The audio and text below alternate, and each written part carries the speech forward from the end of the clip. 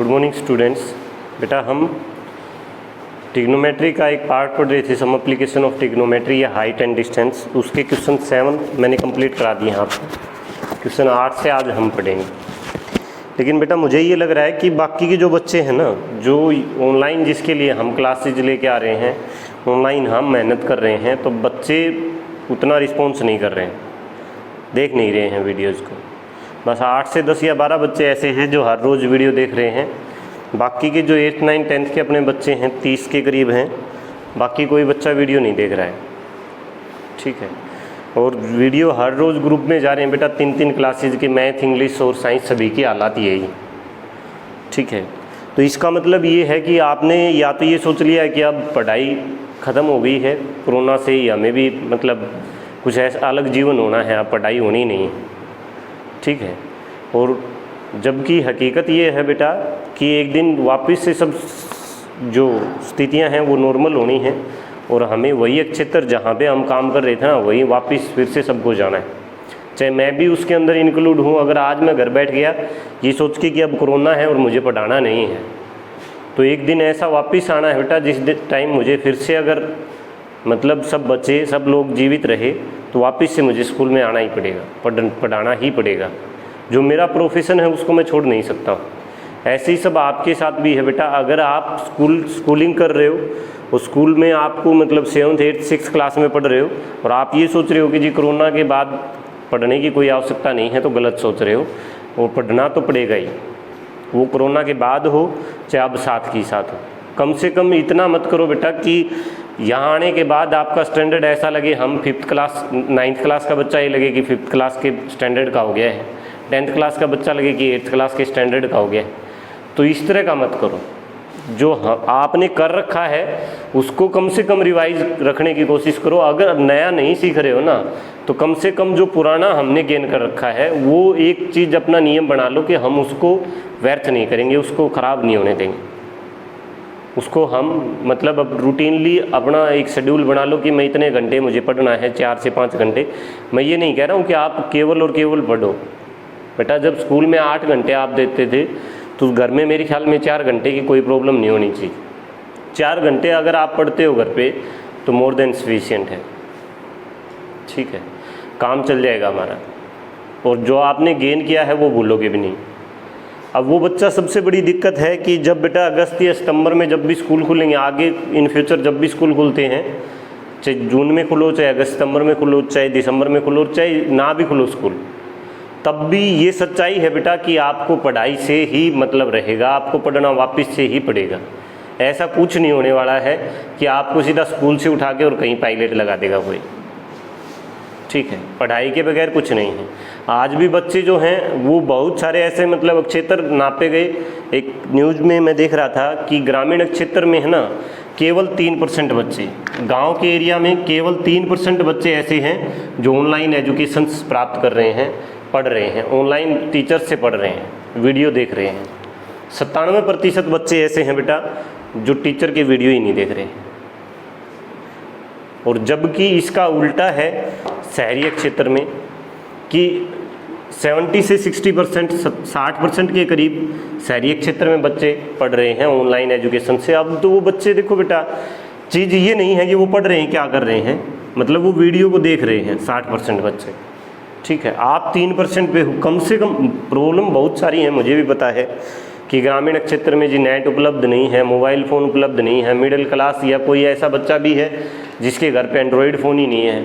लेकिन अब इन समस्याओं के बीच है ना, अगर मैं अपनी समस्या गिनाने लग गया कि मैं स्कूल में आने में मुझे 100 समस्याएं हैं, तो क्या क्लास ले पाऊँगा? क्या तुम्हें आगे पढ़ा पाऊँगा? क्या पॉसिबल ही नहीं है। अगर आप मुझे समस्या गिनाने लग जाओगे तो हज़ारों हर इंसान के साथ हैं। उसका उपाय ढूंढो कि आप किस प्रकार से किस से मोबाइल लेके हमारे पास कॉल करो, हमें बताओ कि सर ये प्रॉब्लम मेरे एक साथ आ रही है, मेरे पास मोबाइल नहीं है। हम कुछ ना कुछ ज़रूर करेंगे आपके लिए, मैं इसलिए नहीं देख पा रहा हूँ। या फिर सर मेरे पास ये चीज़ उपलब्ध नहीं है, नेट डाटा नहीं है, नेट नहीं है, मेरे गांव में नेट नहीं चलता है। या फिर ये जो भी प्रॉब्लम है उसका कुछ ना कुछ समाधान तो होगा ना, कि हम वीडियो छोटी कर दें, 15 मिनट आप ऊपर जाके डाउनलोड करके ले आओ, 2-3 क्वेश्चन करवाना स्टार्ट कर दें। मतलब ये ना हो कि बिल्कुल भी नहीं पढ़ रहा है कोई बच्चा। ठीक है ना। हम वीडियो छुट्टी कर देंगे, आप 45 मिनट 40 मिनट की वीडियो घर की छत पे बैठ के डाउनलोड कर सकते हो रात को फ़ोन छोड़ के, और उसके बाद दिन में देख सकते हो आराम से जब भी टाइम लगे। तो बहुत सारी चीज़ें हैं, लेकिन वो पॉसिबल तब है जब आपके मन में एक संकल्प है कि मुझे पढ़ना है कैसे भी करके। अब टीचर के सामने नहीं हूँ तो टीचर के विदाउट मुझे पढ़ना है। और बेटा जो आदमी मन में सोच लेता है उसको मतलब वो चीज़ ऐसी हो ही नहीं सकती है जो नहीं कर सकता है। मैं बार बार एग्जाम्पल देता हूँ कर्ण और अर्जुन का, ठीक है ना। और फिर से बता रहा हूँ बेटा, देखो कर्ण ने केवल द्रोणाचार्य के प्रतिमा से शिक्षा ली थी, और अर्जुन ने उसके समक्ष रह के उसके साथ रह के शिक्षा ली थी। और शास्त्र बोलते हैं बेटा कर्ण उससे कई गुना, अर्जुन से कई गुना ज़्यादा अच्छा धनुर्धारी था, केवल प्रतिमा से शिक्षा लेकर। लेकिन उसके मन में संकल्प था कि मुझे अच्छा धनुर्धारी बनना है, ठीक है। वो फोटो से ही देख के मतलब ये उससे वाद करता था, वाद संवाद करता था कि गुरुजी मुझे कैसे चलाना है। फोटो से ही उसके साथ सारी बातें होती थी उसकी टीचर के साथ। और वीडियो तो मतलब ऐसी कोई चीज़ मेरे ख्याल से रहती नहीं है कि बच्चा ना कर पाए। सारी चीज़ें आप कवर करते हो बेटा, सारी की सेहत। अगर बेसिक में कोई प्रॉब्लम रह जाती है तो आप फिर से बताओ, हम दोबारा से कवर कराएंगे। लेकिन ये सबसे गलत बात है कि आप घर पे कुछ कर ही नहीं रहे हो। आपने ये सोच लिया है कि आगे अब बस ज़िंदगी ख़त्म है, उसके आगे कुछ नहीं है, पढ़ाई लिखाई कुछ नहीं है, कोरोना अब ज़िंदगी भर ऐसे ही चलना है। ऐसा कुछ नहीं बेटा, कुछ दिन लगने हैं, वैक्सीन आ जाएगी या फिर कुछ ना कुछ कोई ना कोई ऐसी दवा आएगी, स्कूल दोबारा से खुलने हैं बेटा, आपको स्कूल के अंदर जाना है। आप चाहे स्कूल में आना, चाहे किसी भी स्कूल में जाना, पढ़ाई आवश्यक है बेटा, पढ़ना ही पड़ेगा, ये हमारी मजबूरी है। अगर आप नहीं पढ़ रहे हो तो उन बच्चों को उससे काफ़ी पीछे रह जाओगे जो अब पढ़ रहे हैं, ठीक है। इस दौरान जो पढ़ रहे हैं, अब ये तो ऐसा मौका है बेटा, जो हमने नहीं सीखा, जो हमारे अंदर कमियां रहेगी वो हम कवर कर सकते हैं। केवल मैं YouTube के ऊपर नहीं पढ़ा रहा हूँ, अगर मेरे साथ प्रॉब्लम है, बहुत सारे टीचर पढ़ा रहे हैं, आप वहाँ से कवर करो। अपने स्कूल के सारे टीचर्स की वीडियो देख लो, 3rd क्लास 4th क्लास का मैथ, 5th क्लास का मैथ सारी देख लो। एप्लीकेशन दे रखी है, 5-5 चैप्टर उसमें सोल्व हैं, वो देख लो। जहाँ पे जो प्रॉब्लम बेटा, मतलब अब तो ऐसा टाइम है कि आप कवर कर सकते हो, आपके पास टाइम है। वरना तो बच्चे को देखो अप्रैल से लेकर और दिसंबर तक स्कूल में रहना होता है, और जो स्कूल में कर लिया वो कर लिया। 8 घंटे स्कूल में है, घर जाके क्या पढ़ लेगा बताओ। 8 से 9 घंटे आप स्कूल में रह के काम कर नहीं सकते हो, तो घर जाके क्या कर लोगे। अब तो आपके पास संसाधन है, बस आप उसके साथ आपको एजुकेशन लेनी है। और कई बच्चे ऐसे नालायक हैं कि घर वाले फ़ोन भी दे देते हैं, तो झूठ बोल के 3-3 4-4 घंटा फ़ोन रख रहे हैं, और के सर हम वीडियो देख रहे हैं, और वीडियो देख रहे हैं उन अपना पंजाबी सॉन्ग्स की। टीचर से कोई मतलब ही नहीं है। तो दुख पेरेंट्स को नहीं हो ना बेटा, ये आपके साथ तकलीफ़ होनी है, आपके साथ प्रॉब्लम होनी है ये आगे चल के। जब स्कूल में आओगे ना और आपका साथी आपसे तेज मिलेगा, तो आपको ये पता चलेगा कि मैंने क्या खोया और क्या पाया है इन 3-4 महीनों में। तो ऐसा कतई ना करें बेटा कि हम बिल्कुल ही पढ़ाई से वंचित हो गए हैं, कि हमें अब मतलब नहीं, हमने सोच लिया है कि कोरोना से अब ज़िंदगी ख़त्म होनी है, स्कूल दोबारा खोलने हैं, वैसी स्थितियाँ आनी हैं, कुछ नहीं होना बेटा, ठीक है ना। और डरने और घबराने की ज़रूरत नहीं है, आप बस अपना काम करते रहो, पढ़ते रहो। बस आपका काम जो है उस काम पे अग्रसर रहो, जो आपके कर्म में लिखा है भगवान ने वो आपको मिलता रहे, ठीक है। हमारा जो फ़र्ज है वो कर्म करना है, कर्म करते रहो बस। वीडियो हर रोज़ डाल रहा हूँ, इसका मतलब ये नहीं कि बेटा आप देख ही नहीं रहे हो, आप इग्नोर कर रहे हो उन वीडियोज़ को। एक जो 5 दिन पहले वीडियो डाली है उसको बच्चे देख रहे हैं कल, और जो परसों डाली उसका फिर क्या होगा, उसको देखोगे 5 दिन बाद। जो आज डाल रहा हूँ वो देखोगे 10 दिन बाद। ऐसे तो कोई फ़ायदा ही नहीं है फिर कराने का। और सभी टीचर्स के साथ ये प्रॉब्लम, मेरे साथ नहीं है। साइंस वाले टीचर भी यही बात बोल रहे थे कि सर मेरी वीडियो पे तो मतलब व्यू ही बहुत कम है, बच्चे देख ही नहीं रहे, अपने स्कूल के ही नहीं देख रहे।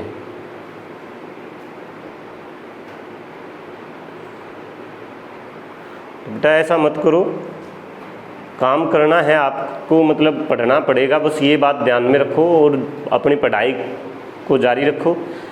बाकी के सारे काम हैं, खेलना है, सारे काम करो, किसी चीज़ की कोई मनाही नहीं है। लेकिन 24 घंटे में से 4 घंटे अगर निकाल दोगे तो बाकी के 20 घंटे बचते हैं, उसमें सोना, खाना, खेलना सब कुछ शामिल करो आप, ठीक है। केवल 3 से 4 घंटे की बात बोल रहा हूँ। 4 घंटे अगर निकाल दोगे तो प्रत्येक सब्जेक्ट पे उतनी कमांड जरूर रहेगी बेटा जितना आपने पीछे कवर कर लिया, वो नहीं भूलोगे। समझ आ गई बात? चलो स्टार्ट करते हैं हम क्वेश्चन नंबर 8।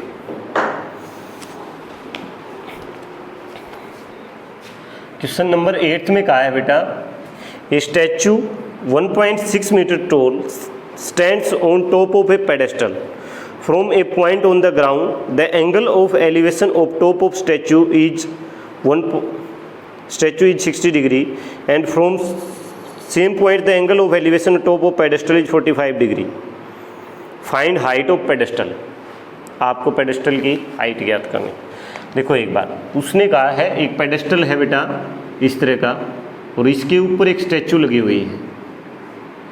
पेडेस्टल और स्टैचू, पेडेस्टल का मतलब होता है नीचे जो बनाया जाता है ना, जैसे मैं एग्जांपल देता हूँ, तोशाम के पास, तोशाम में जो सुरेंद्र चौक है उसके ऊपर जो नीचे स्तंभ बनाया गया है और उसके ऊपर सुरेंद्र का स्टैचू रखा गया है, मूर्ति रखी गई है, ठीक है। तो जो नीचे बनाया गया है ना चौरस सा, वो है पेडेस्टल, ठीक है, और ऊपर जो रखी गई है वो क्या है, स्टैचू, ठीक है।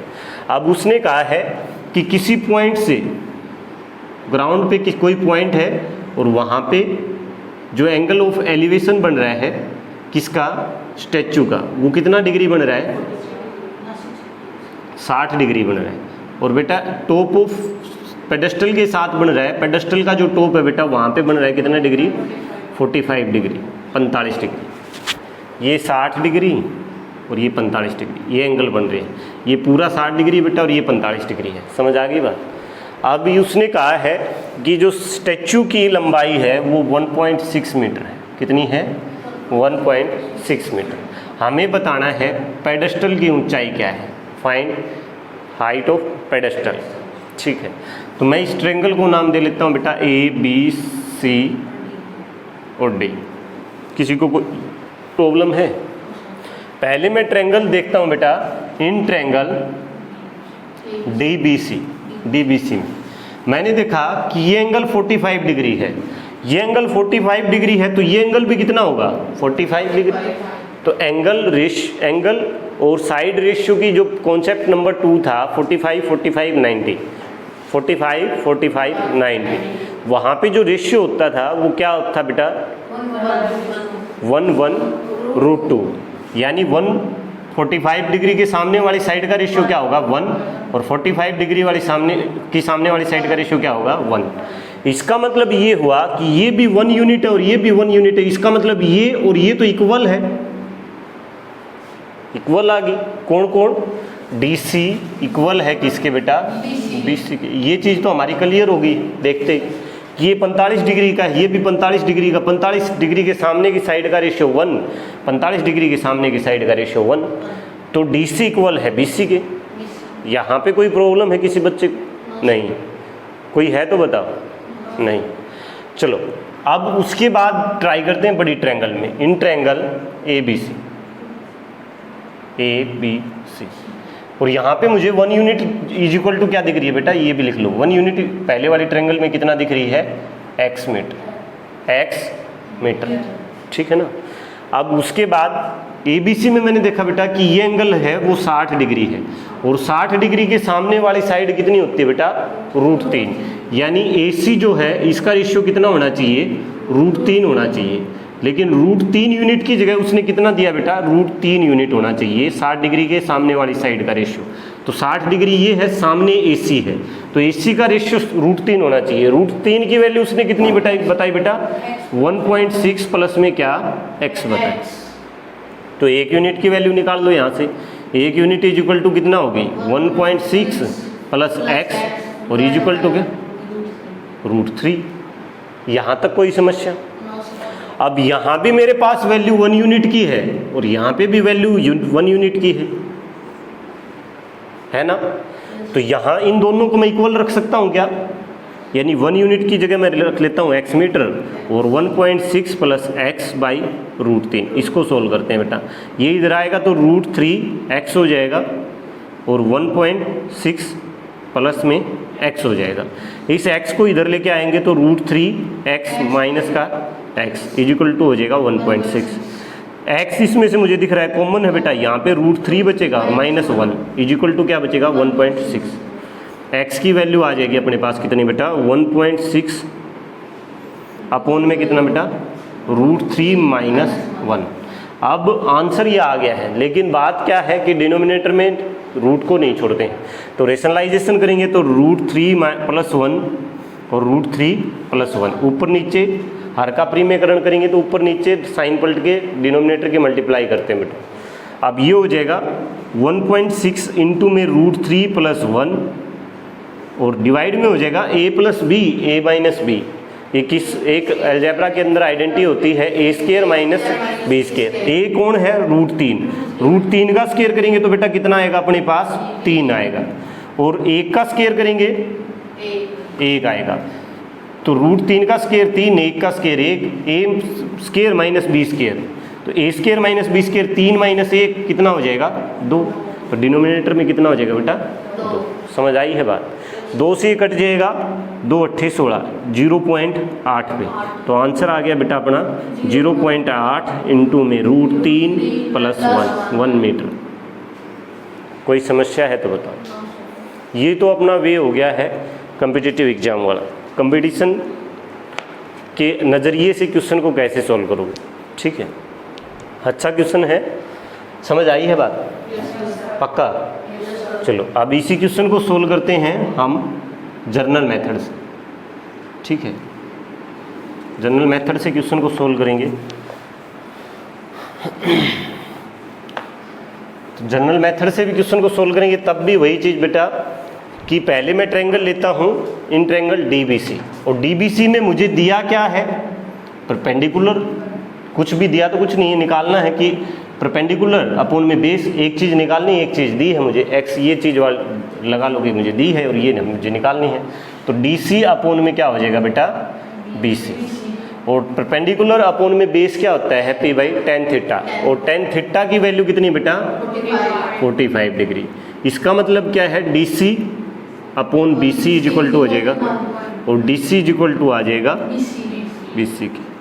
ये चीज़ आ गई अपनी इक्वेशन फर्स्ट, ये चीज़ आ गई, ठीक है। अब मैं ट्रायंगल यूज करता हूँ दूसरी, इन ट्रायंगल ABC में मैंने देखा मुझे दिया क्या है परपेंडिकुलर, और निकालना क्या है बेटा बेस। परपेंडिकुलर अपॉन में बेस क्या होता है बेटा, परपेंडिकुलर हो गया बेटा अपने पास AC और बेस हो गया BC। AC है मेरे पास 1.6 प्लस में x, और BC मुझे क्या करना है निकालना है। और ये होता क्या है perpendicular upon base tan theta, और tan थीटा की वैल्यू कितनी tan 60 की वैल्यू होती है बेटा √3। ये 1.6 प्लस x/BC इक्वल टू कितना आ जाएगा √3। यहाँ तक कोई समस्या है तो मुझे बताओ बेटा, नहीं है। अच्छा अब मैं क्या कर सकता हूँ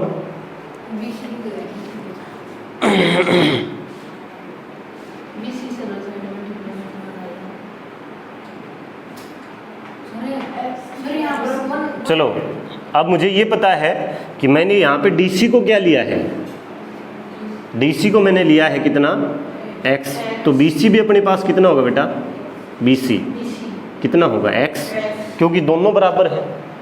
अगर DC x है तो BC भी क्या होगा x ही होगा, क्योंकि दोनों इक्वल हैं। आप देखो 1.6 प्लस x और BC की जगह मैं क्या रख लूँ x इक्वल टू हो जाएगा √3। अब इसको सोल्व करेंगे तो ये कितना हो जाएगा बेटा 1.6 प्लस x इक्वल टू √3, और इनटू में क्या हो जाएगा बेटा x। अब √3x इक्वल टू हो गया अपने पास 1.6 प्लस x, और x की वैल्यू निकालूंगा तो कितनी आ जाएगी बेटा सॉरी, अब इस x को इधर ले आओ, √3x minus x equal to हो गया 1.6, और इसमें से x को आ नहीं रहा है, यहाँ तक आ रहा है, ये चीज़ आई है वीडियो में। चलो उसके बाद देखो यहाँ पे, यहाँ तक आया बेटा 1.6 प्लस x, BC की वैल्यू मैंने रख ली x, और tan 60 की वैल्यू होती है √3, ठीक है। अब इसको सोल्व किया तो x उस साइड चला गया, तो 1.6 plus x equal to √3 into में x। अब x को एक तरफ कर लूँगा तो x कितना हो जाएगा 1.6 plus x 1.6 plus x equal to √3x, ये आ गया। अब 1.6 इज इक्वल टू मैं रख लूँ √3x और √3 माइनस के कितना x। अब मुझे यहाँ से दिख रहा है कि x कॉमन है, 1.6 x इंटू में √3 माइनस 1, तो x की वैल्यू यहाँ से आ जाएगी 1/6 अपॉन में √3 माइनस 1। ठीक है, ये आ गई x की वैल्यू। अब ये चीज़ मैं यहीं पे छोड़ सकता था, लेकिन डिनोमिनेटर में क्या आ गया बेटा, रूट आ गया। तो अब इसको क्या करना पड़ेगा, रेशनलाइजेशन। तो 1.6 √3 माइनस 1 इंटू में √3 प्लस 1 और डिवाइड बाई √3 प्लस 1। इसको सोल्व करेंगे तो बेटा वही चीज़ आ जाएगी, कितना 1.6 इंटू में √3 प्लस 1, ये तो आ जाएगा ऊपर। और डिनोमिनेटर में x की मतलब a minus B A plus B होता है, a square minus B square का फार्मूला। ठीक है, अलजेब्रा के अंदर आइडेंटिटी होती है, a का स्केयर करोगे तो 3 और b का स्केयर 1 का स्केयर करोगे तो -1। तो ये आ जाएगा बेटा अपने पास कितना 1.6 इंटू में √3 प्लस 1 और डिवाइड बाई 2, कट के करेंगे तो कितना आ जाएगा 0.8। तो आंसर आ जाएगा 0.8 √3 प्लस 1 आंसर। ये जनरल मेथड है बेटा क्वेश्चन को सोल्व करने का। समझ आई बात, पक्का कर दोगे? एक बार फिर से करवा रहा हूँ, थोड़ा सा ये नीचे खिचड़ी होगी, इसको ऊपर अच्छे से कर लेंगे, फिर से समझ भी आ जाएगा। अच्छा क्वेश्चन है, दोबारा इसलिए करा रहा हूँ। और नीचे भी देखो बेटा, पहले मैंने ट्रायंगल ली, इन ट्रायंगल डीबीसी में। अब डीबीसी में मैंने देखा कि मुझे निकालना है परपेंडिकुलर और दिया है क्या, बेस। और परपेंडिकुलर अपॉन बेस होता है tan थीटा, और थीटा की वैल्यू है 45। अब P बाई बी, P कौन है, DC, और बेस कौन है, BC, और 1 tan 45 की वैल्यू। तो यहाँ से आ गया मेरा DC इज इक्वल टू क्या है, BC। मैंने यहाँ से ये देखा कि DC अगर x है तो BC भी कितना होगा, x होगा। ठीक है, ये चीज़ आ गई है ट्रायंगल DBC से। उसके बाद मैंने यूज किया इन ट्रायंगल ABC में मैंने देखा कि मुझे दिया क्या है, परपेंडिकुलर, और निकालना क्या है, बेस। परपेंडिकुलर कौन है, AC, और बेस कौन है, BC। AC क्या है 1.6 प्लस x, और BC क्या है, बेस। और ये होता है बेटा tan थीटा, और tan थीटा की वैल्यू कितनी है, 60 डिग्री। अब ये हो जाएगा बेटा 1.6 प्लस x बाई BC, और इज इक्वल टू आ जाएगा √3। अब इसको सोल्व करेंगे तो BC की वैल्यू में x रख लेता हूँ, 1.6 plus x divide by x is equal to कितना आ जाएगा, √3। इसको सोल्व करेंगे तो x इस साइड चला जाएगा, 1.6 plus x is equal to हो जाएगा √3x। अब इस x को उधर ले जाऊंगा, 1.6 इज इक्वल टू आ जाएगा √3x माइनस का x। मैंने देखा x दोनों जगह पे कॉमन है तो x को निकाल सकता हूँ, 1.6 इज इक्वल टू आ जाएगा x माइनस √3 माइनस का 1। अब 1.6 डिवाइड बाई √3 माइनस 1, ये मल्टीप्लाई में इधर आके डिवाइड में हो जाएगा, इज इक्वल टू आ जाएगा x। अब क्वेश्चन को यहाँ छोड़ सकता हूँ, लेकिन डिनोमिनेटर में रूट है तो नहीं छोड़ेंगे। ठीक है, इससे आगे सोल्व करेंगे तो आ जाएगा 1.6 √3 माइनस 1 इंटू में √3 प्लस 1 √3 प्लस 1। रेशनलाइजेशन कर देंगे तो ऊपर आ जाएगा आंसर कितना, 1.6 √3 प्लस 1 और divide by a minus B, A plus B, A square minus B square का फार्मूला होता है। ए स्केयर करोगे तो 3 का √3 का स्केयर करोगे तो 3, 1 का स्केयर करोगे तो 1। यह आ जाएगा 1.6 इंटू में √3 प्लस 1 डिवाइड बाई 2 से कट जाएगा 0.8 पे। तो आंसर आ गया बेटा 0.8 √3 प्लस 1 मीटर। यह आ गया आंसर। किसी को कोई समस्या है तो बताओ। ठीक है, ये क्वेश्चन अब ठीक है मेरे ख्याल से, वीडियो में भी ठीक है। ठीक, अब समझ में भी सारी सीक्वेंस वाइज चीज़ें लिखी। तो ये था क्वेश्चन नंबर 8 था आपका। अब क्वेश्चन नंबर देखते हैं 9।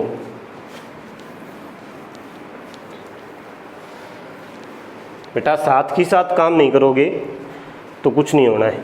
चाहे मैं चलता रहूं, मैंने एक चैप्टर कंप्लीट करा दिया है, अब दूसरा भी कंप्लीट हो जाएगा, फिर तीसरा भी हो जाएगा और चौथा भी हो जाएगा। मैं तो रुकूंगा नहीं, मुझे तो सिलेबस कंप्लीट कराना है।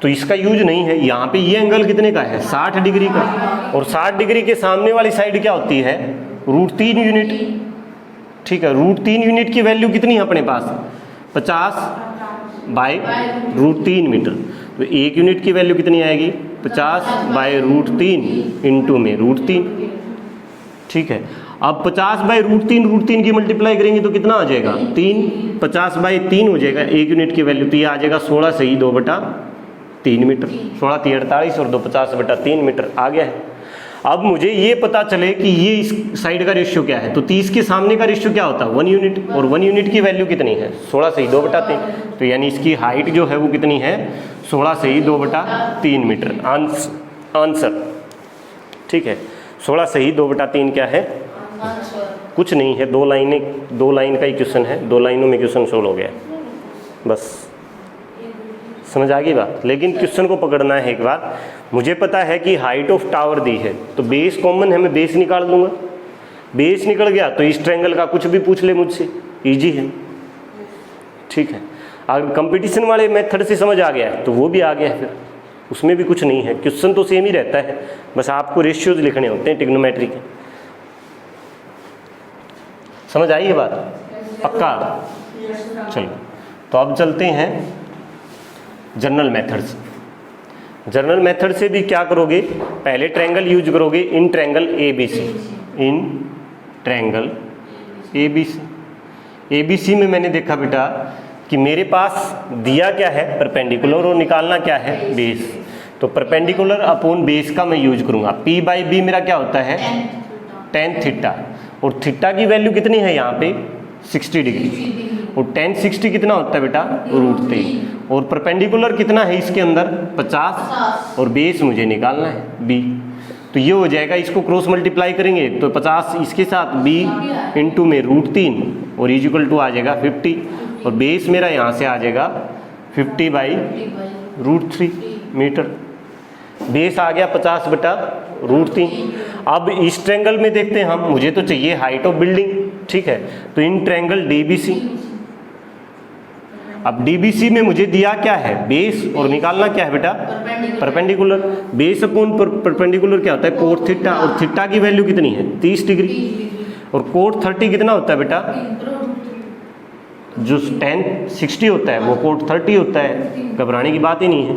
√3 और B/P क्या हो, बेस कितना है अपने पास, बेस है 50/√3, और ये है परपेंडिकुलर, हमें निकालना है। तो P निकालेंगे तो इसकी क्रॉस मल्टीप्लाई करेंगे इसके साथ। ठीक है, तो इसकी क्रॉस मल्टीप्लाई करेंगे तो कितना हो जाएगा बेटा, ये हो जाएगा 50/√3, और डिवाइड बाई है तो इसको मल्टीप्लाई बाई कर लो उस साइड, फिर आपकी समझ आ जाएगा। इनटू में क्या हो जाएगा, P। अब √3 इससे मल्टीप्लाई करेगा, अब 50 इससे मल्टीप्लाई करेगा, तो ये आ जाएगा 50 अपॉन में √3 मल्टीप्लाई करेगा तो 3 इक्वल टू क्या आ जाएगा, P परपेंडिकुलर। ठीक है, तो 50/3 कितना होता है बेटा, 16 से ही 2/3 मीटर। ये आ गया परपेंडिकुलर, और परपेंडिकुलर कौन था अपना, DC। तो ये DC हमें निकालना था। परपेंडिकुलर यहाँ पे भी लिख सकते हो कि DC है, DC हमें निकालना है, यहाँ पे भी DC। ठीक है, तो DC की वैल्यू आ गई 16 से ही 2/3 मीटर। समझ आई है बात, कर दोगे क्वेश्चन नंबर 9 पक्का। बहुत है 2 आज के लिए, हैं या एक और करा दो, हैं एक और करा दें। कितने मिनट का हो गया है, ज़्यादा हो गया बेटा, कोई बात नहीं है, 2 कर लो। ठीक है, कल कर लेंगे बाकी। तो आज के लिए 2 ही क्वेश्चन करा रहा हूँ, बाकी कल कर लेंगे। ठीक है, 2 क्वेश्चन कल कर लेंगे। धीरे चलना है, जल्दबाजी नहीं है बेटा। बात समस्या ये नहीं कि हम धीरे चल रहे हैं, समस्या ये है कि हम चल ही नहीं रहे हैं। ठीक है, धीरे चल रहे हैं तो कुछ तो कवर कर रहे हैं ना, कुछ तो कवर कर रहे हैं, और कुछ नहीं। आप मतलब स्पीड बनाना मेरा काम है, जहाँ पे क्वेश्चन अच्छे हैं वहाँ पे मैं स्लो कर लेता हूँ, जहाँ पे क्वेश्चन ठीक मतलब लेवल के नहीं है वहाँ स्पीड में अपने आप तेज कर दूँगा, आपको समझ भी आएगी चीज़। ठीक है, तो क्वेश्चन 2 या 3 करा रहा हूँ हर दिन, ज़्यादा नहीं करा रहा हूँ। बस मेन मोटो जो मेरा है वो ये है कि हर बच्चा पढ़े। ठीक है ना, और बेटा जहाँ पे तुम लाई कर रहे हो, जहाँ पे तुम रह रहे हो, वहाँ पे ये चीज़ें पॉसिबल नहीं हैं, मुझे भी पता है, लेकिन बेटा कुछ पाने के लिए कुछ खोना पड़ता है। ये कहावत आप बचपन से सुनते आ रहे हो ना। तो अब वो समय है, मुश्किल की घड़ी है, स्कूल आपकी मदद कर नहीं सकता है, ठीक है। तो आप अपनी मदद खुद करें। अब कैसे, अगर समस्या है तो उसके लिए आप बता सकते हो कि जी मेरे पास तो ये संसाधन ही नहीं है, मैं कैसे करूं। फिर उसके लिए कोई ना कोई जरिया ढूंढा जाएगा, फिर उस बच्चे तक कैसे पहुंचाया जाएगा। वो उसके अंदर ललक है, पढ़ने का जज्बा है। अगर जो बच्चा 3 बार 4 बार हमें कॉल करके ये कहेगा कि सर मैं पढ़ना चाहता हूँ और मेरे पास ये चीज़ नहीं है, तो हम कुछ ना कुछ तो करेंगे ना, उसके लिए कुछ तो सोचेंगे उसके बारे में। लेकिन दिक्कत ये है कि बच्चे कॉल तो छोड़ो, हम कॉल करते हैं तो नहीं उठाते हैं कि टीचर का फ़ोन आ गया है, छोड़ो। ये उल्टा हो गया है बेटा, ठीक है। तो पढ़ना ज़रूरी है, आप लगे रहो, मेहनत करो बेटा, और मेहनत ज़रूरी है, ठीक है ना। वीडियो देखो हर रोज़, जितना कवर कर पा रहे हो करो। अगर प्रॉब्लम आ रही है तो कमेंट करो, या फिर टीचर्स के या स्कूल के नंबर्स हैं आपके पास, उन पे कॉल करके पूछो टीचर से कि सर ये चीज़ कैसे होगी, या उस वीडियो को दोबारा से एक्सप्लेन करो, या उस क्वेश्चन को दोबारा से एक्सप्लेन करो। सारी चीज़ें आप पूछ सकते हो, ठीक है। ठीक है बेटा, all the best, thank you.